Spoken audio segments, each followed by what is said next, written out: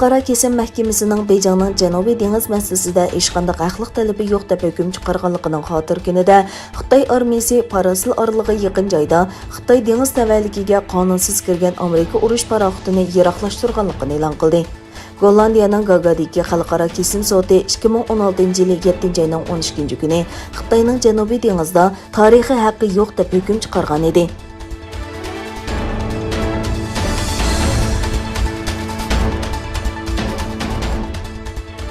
Amerika Maliya Ministeri Janet Yellen Yavropa İttipaقı davlatlarini iqtisodning asliga kelishini qo'llash uchun texnik ko'p mablag' silish uchun navbatdagi hisobot qizil raqam qoidasini osonlashtirishga chaqirdi.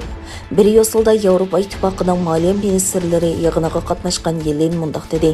A'zo davlatlar qo'shimcha moliya tadbirlarini astoydil o'ylashib, davlatining va yer sharoitining kuchlik asliga kelishiga kafolatlik qilish kerak.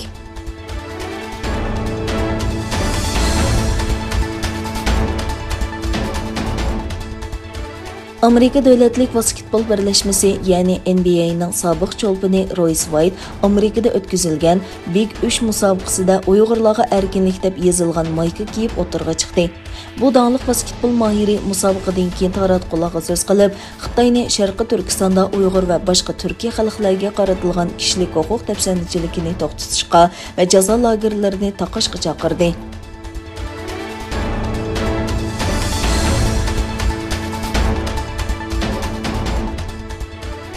Hollywood'dagi harakatli kinolar bilan tonilgan Hong Konglik artist Chېڭlوڭ Beyjingda ichilgan bir munbarda qilgan so'zida Xitoy Kompartiyasiga qatnashishni xalaydiganligini aytgan. Hong Kongdagi demokratik harakatlarni bostirgan Xitoy Kompartiyasi Uyg'urlarga irqiy qirg'inchilik qilish bilan ayblanmoqda.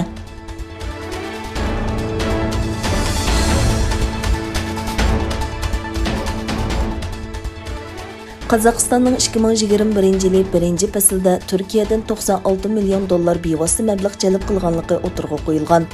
Qozog'istonning Anqarada turishliq bosh elchixonasi 2021 yilning 1 faslida Qozog'iston Davlatlik bankasining Turkiyadan bu davlatga solgan mablag'i to'g'risidagi sonliq ma'lumotlarni e'lon qildi. Bu son 2020 yilning o'xshash mezgiliga solishtirganda 139% dan ko'proq oshganligini ko'rsatib bergan bo'lib, 2005 yildan buyongi 1 fasldagi eng yuqori son deb xotirlangan.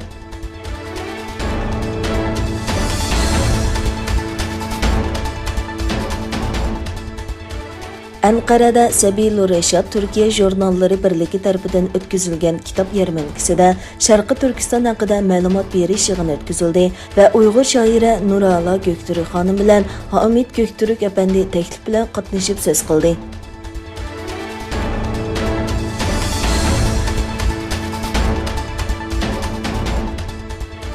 İlginççe, Irak'ta Xitoy virusi bemorlari davolanayotgan bir doktурxonada yuz bergan o't afetida kam deganda 50 odam qazo qilgan, 30 dan ortiq odam yaralangan.